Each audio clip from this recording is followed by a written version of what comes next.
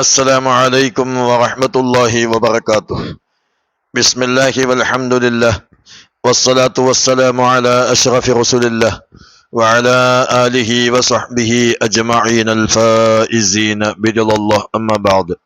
ഏറ്റവും സ്നേഹം നിറഞ്ഞ മുഅ്മിനീങ്ങളെ, ശബ്ദം ശ്രവിക്കുന്ന സഹോദരിമാരെ, സഹോദരന്മാരെ, വിശുദ്ധമായ റമദാനു ഷരീഫിൽ നിന്ന് രണ്ടാമത്തെ പത്തും നമ്മോട് വിട പറയാൻ ഇനി മണിക്കൂറുകൾ മാത്രമാണ് അവശേഷിക്കുന്നത്. വളരെ പ്രധാനപ്പെട്ട 2 വെള്ളിയാഴ്ച ദിനങ്ങൾ നമ്മളിൽ നിന്ന് കഴിഞ്ഞ് കടന്നുപോയി.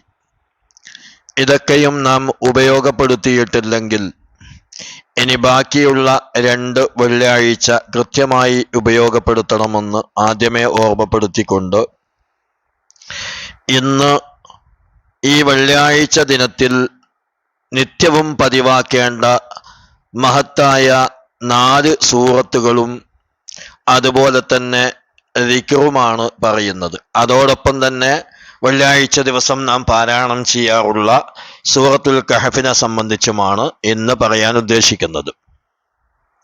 ഒരു സത്യവിശ്വാസിയെ സംബന്ധിച്ചിടത്തോളം ഏറെ പ്രാധാന്യമുള്ള ദിനമാണ് ജുമുഅ ദിനം അഥവാ വെള്ളിയാഴ്ച ദിവസം. മറ്റ് ദിവസങ്ങൾക്കില്ലാത്ത നിരവധി പ്രത്യേകതകളും മഹത്വങ്ങളുമുള്ള ഈ വെള്ളിയാഴ്ച എന്ന് പറയുന്നത് ദിവസങ്ങളുടെ നേതാവാണെന്നാണ് ഹബീബായ പ്രവാചകർ സ്വല്ലല്ലാഹു അലൈഹി വസല്ലം തങ്ങൾ പഠിപ്പിച്ചിട്ടുള്ളത്.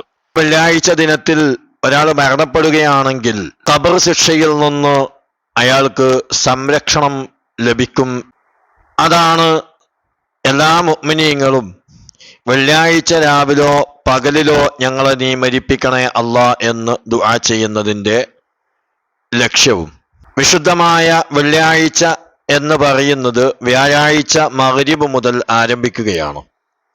ആ സമയം മുതൽ ഓരോ ആളുകളും സൂറത്തുൽ കഹഫ് പാരായണം ചെയ്യുകയും ഹബീബായ നബി സല്ലല്ലാഹു അലൈഹി വസല്ലമ തങ്ങളുടെ മേൽ സ്വലാത്ത് വർദ്ധിപ്പിക്കുകയും ചെയ്യണം.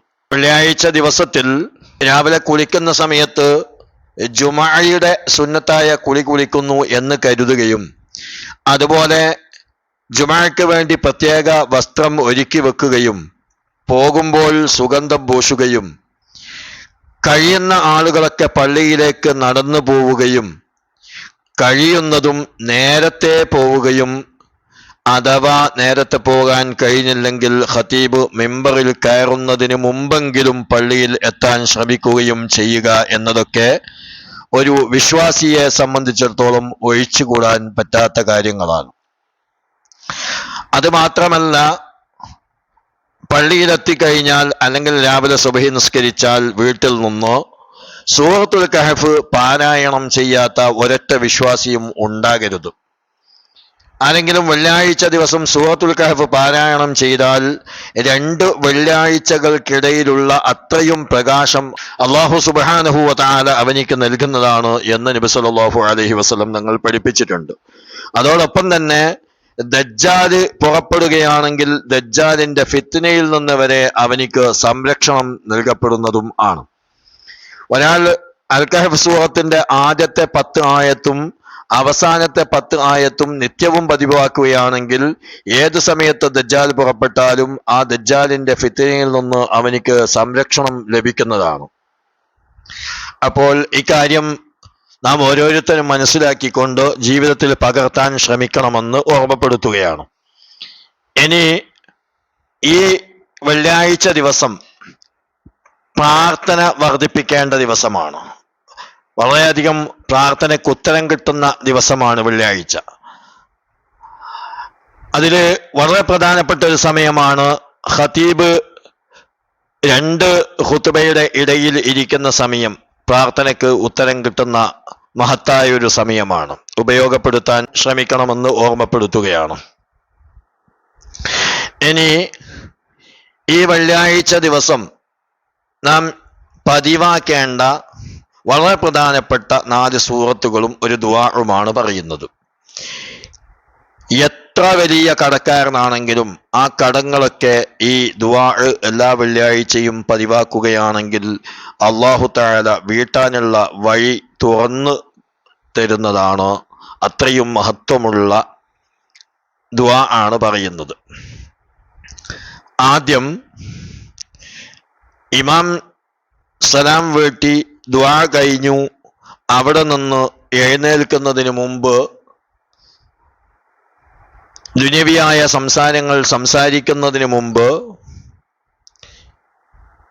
സൂറത്തുൽ ഫാത്തിഹ 7 വട്ടവും ഖുൽ ഹുവല്ലാഹു അഹദ് എന്ന സൂറത്ത് 7 വട്ടവും ഖുൽ അഊദു ബിറബ്ബിൽ ഫലഖ് എന്ന സൂറത്ത് 7 വട്ടവും ഖുൽ അഊദു ബിറബ്ബിൻ നാസ് എന്ന സൂറത്ത് 7 വട്ടവും ഓതുക. ശേഷം അല്ലാഹുമ്മ യാ ഗനിയ്യു യാ ഹമീദു യാ മുബ്ദിഉ യാ മുഈദു യാ റഹീമു യാ വദൂദു അഗ്നിനി ബിഹലാലിക അൻ ഹറാമിക് വബിതാഅതിക അൻ മഅസിയതിക് വബിഫദ്ലിക അമ്മൻ സിവാക് എന്ന ദുആഉം